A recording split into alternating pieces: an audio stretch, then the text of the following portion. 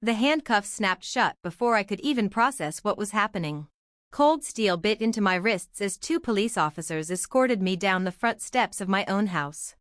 The same steps I had scrubbed by hand just weeks earlier. The same porch where I'd stood barefoot with a paintbrush in one hand and a set of keys in the other, laughing because, for the first time in my life, something truly belonged to me. My name is Naomi Carter. And the house behind me wasn't just a house. It was freedom. It was proof that I had finally escaped my family. Yet there they stood. My brother was waiting on the sidewalk, arms folded across his chest, wearing the expression he always wore when he thought he was right. Behind him stood my parents. Silent. Watching. Not stopping any of it. He used family money. My brother told the officers, "That property belongs to the family fund." The family fund. A phrase they had invented years ago. A convenient label they used to control everything, every gift, every inheritance, every opportunity. If success didn't come through them first, they found a way to claim ownership of it. I searched my mother's face, desperate to find something. Doubt. Regret. Guilt. Anything. Instead, she looked away. That hurt more than the handcuffs. I didn't cry. I didn't argue. I didn't beg. I let them place me in the back of the patrol car while neighbors peeked through curtains and whispered to each other from their driveways. The humiliation should have broken me. Instead, as the car door slammed shut and the engine rumbled to life, a single thought settled into my mind with absolute certainty. They thought they were taking my house. What they didn't realize was that they had just given me exactly what I needed. Because in their desperation to control me one last time, they had made a fatal mistake. The holding cell smelled of bleach, rust, and old mistakes.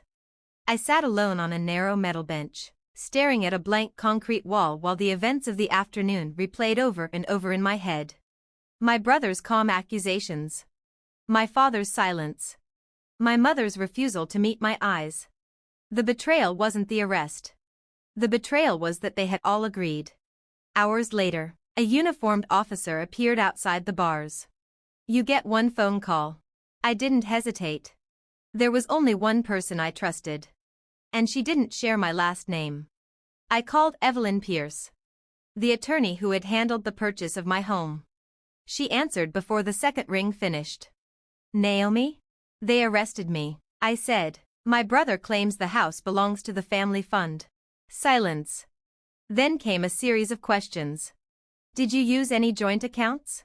"No." "Did you sign any documents granting them ownership rights?" "Never."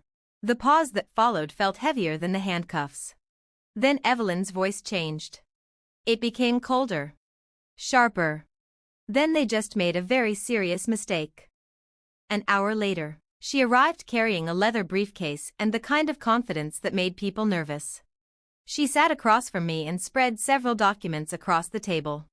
"They've filed a civil claim," she explained, "but they pushed it further and accused you of criminal fraud." I frowned. "What does that mean?" Evelyn looked directly into my eyes. "It means they got greedy." She slid one page forward. "Because I have every wire transfer, every account statement, and every payment record connected to this property." I stared at her. "And?" A faint smile touched her lips. "And those records prove something your brother never expected." She tapped the file. "The money didn't come from them." My pulse quickened. "Then where did it come from?" Evelyn closed the folder. "We'll discuss that somewhere private."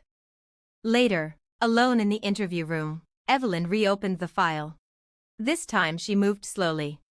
Deliberately. As though unveiling evidence that could change everything.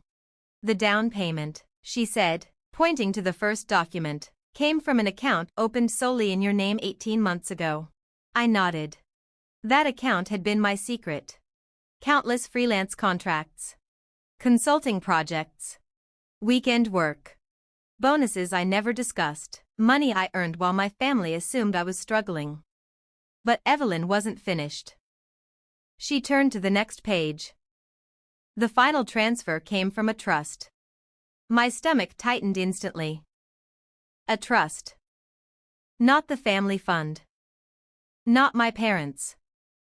Not my brother. A trust. My grandmother's trust, Evelyn said quietly. The room seemed to tilt. My grandmother. The woman they claimed had left nothing behind. The woman whose assets they insisted had already been exhausted years earlier. They told me it was empty, I whispered. They lied. Evelyn didn't sugarcoat it. They created that narrative because they didn't want you looking any deeper. She slid another document across the table. 6 months before she passed away, your grandmother amended the trust. My hands froze. A private subaccount was established. I stared at the page. Only one beneficiary was listed. Me.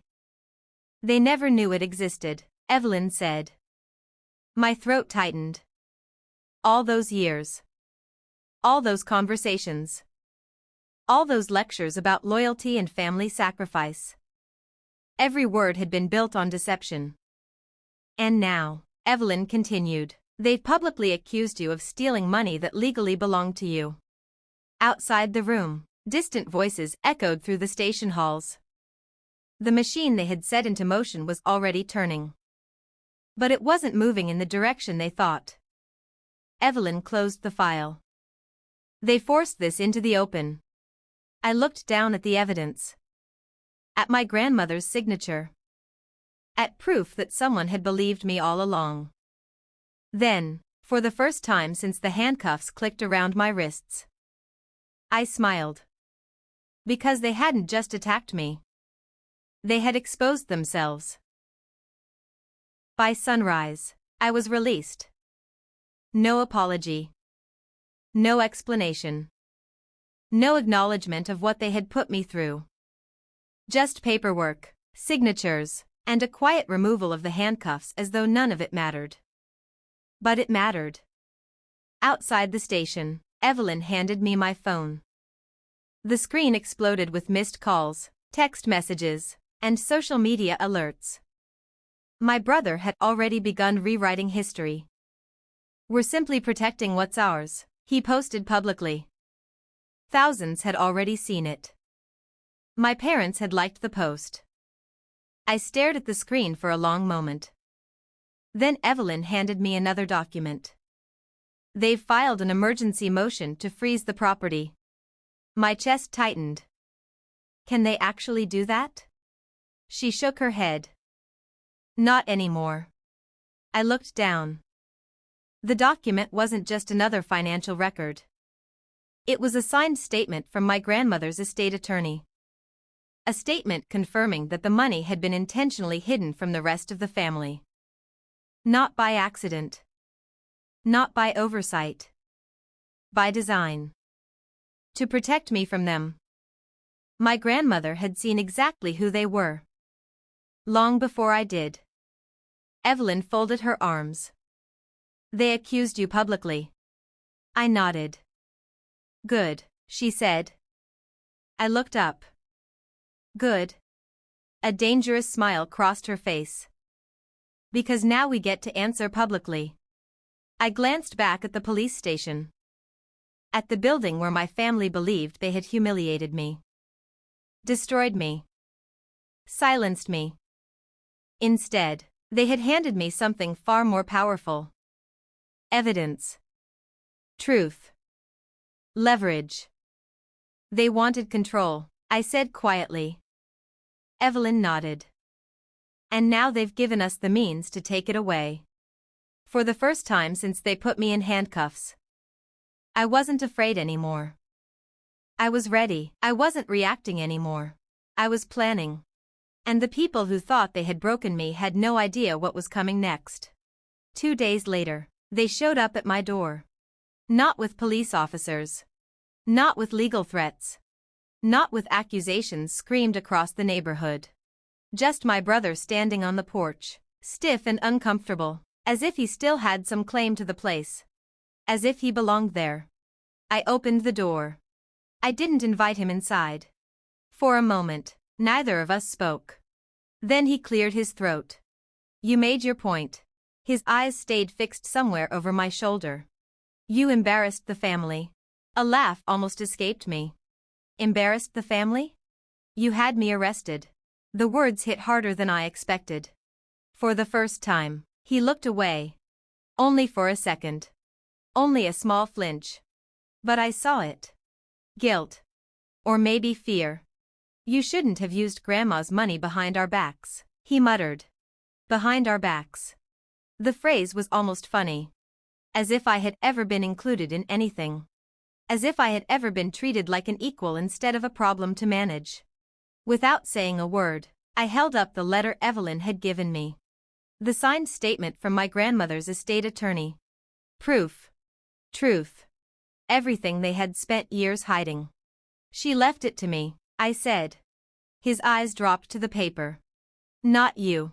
I took a step forward. Not Mom and Dad. Another step. And not your precious family fund. His jaw tightened. The color slowly drained from his face. For a moment, he simply stared at the document as if reality itself had betrayed him. Then he looked up. You're tearing this family apart. The accusation hung between us. I felt nothing. No anger. No guilt. No sadness. Only clarity. No, I said quietly. You did that the moment you called the police. Silence. Because there was no defense against the truth. Behind him, my parents sat inside their car parked at the curb. Watching. Waiting. Still hiding behind him. Still refusing to face me. Not once had they called to ask if I was okay. Not once had they apologized. Not once had they acted like what happened mattered. My brother finally turned away. As he walked back toward the car, I noticed something I hadn't seen before. The confidence was gone. The certainty was gone.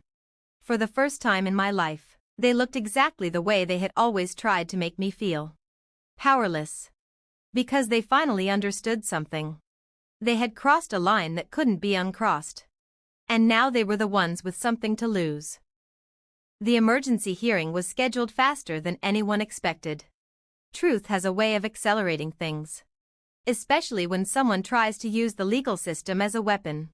The courtroom felt smaller than I imagined. Tighter. Heavier.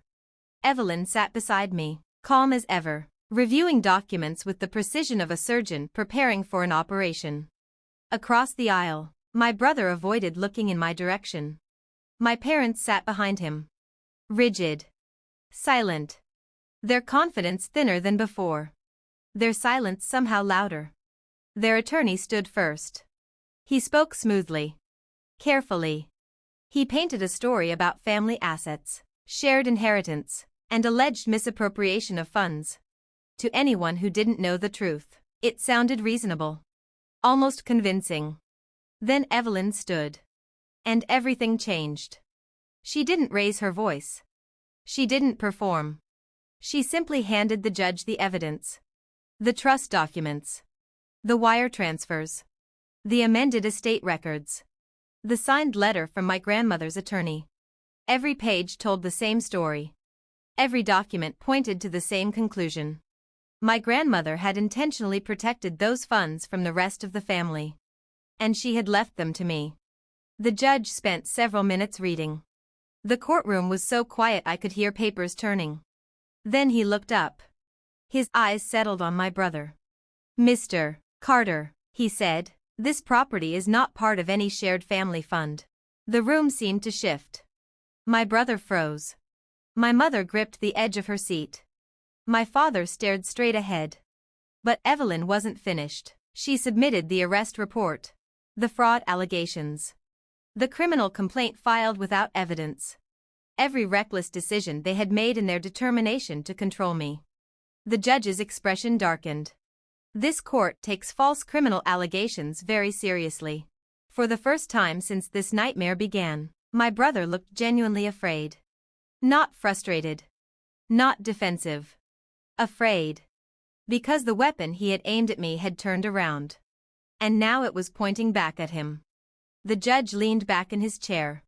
He reviewed the timeline one final time. The evidence. The intent. The actions. Then he delivered his ruling. The civil claim is dismissed. A wave of silence swept through the courtroom. The property remained solely under Ms. Carter's ownership. My brother's shoulders collapsed. Behind him, my mother inhaled sharply. But the judge wasn't done. His next words landed even harder. This court is referring the fraudulent criminal complaint for further review. No one moved. No one spoke. My brother turned pale. My father's expression cracked for the first time. And when his eyes met mine, I saw something I had waited years to see. Regret. Not because they loved me. Not because they understood me. Because they finally understood what their choices had cost them. They thought they could intimidate me. Instead, they had exposed themselves. Outside the courthouse, sunlight flooded the steps. The air felt lighter. Cleaner. Evelyn closed her briefcase and looked at me. "You're free." 2 simple words. But they meant everything. Free from the accusations. Free from the lies. Free from the role they had forced me to play my entire life. As we walked toward the parking lot, my brother called after me. "Naomi." I didn't stop. For years, I had carried their expectations. Their manipulation. Their belief that anything I built would eventually belong to them. Not anymore. I kept walking. And for the first time, I wasn't walking away defeated. I was walking away victorious. 3 days later, the final blow arrived. Not for me. For them. The district attorney had officially opened an investigation into the false criminal complaint. The consequences were no longer theoretical. What they had done wasn't a family dispute. It wasn't a misunderstanding. It was a deliberate abuse of the legal system. And now people with actual authority were asking questions. My brother called. I ignored it. My mother left a voicemail. Her voice sounded smaller than I had ever heard it. Fragile. Defeated. "We never thought it would go this far." I listened once. Then deleted it. No response. No callback. No second chances. That chapter was over. That afternoon, I walked slowly through my house. Sunlight spilled across the hardwood floors. The walls carried the faint scent of fresh paint. Every room reflected choices I had made. Work I had done. Dreams I had built without their help. Without their permission. Without their approval. This house wasn't just a home. It was proof. Proof that I had survived them. Proof that I had succeeded despite them. Proof that everything they said about me had been wrong. Outside, the neighborhood sat peacefully beneath a clear afternoon sky. No police cars. No whispers. No accusations. Just silence. The good kind. The kind you earn. They had tried to take everything from me. My house. My reputation. My freedom. Instead, they exposed their own lies. And in doing so, they gave me the one thing they could never take back. My life. And this time, it belonged entirely to me.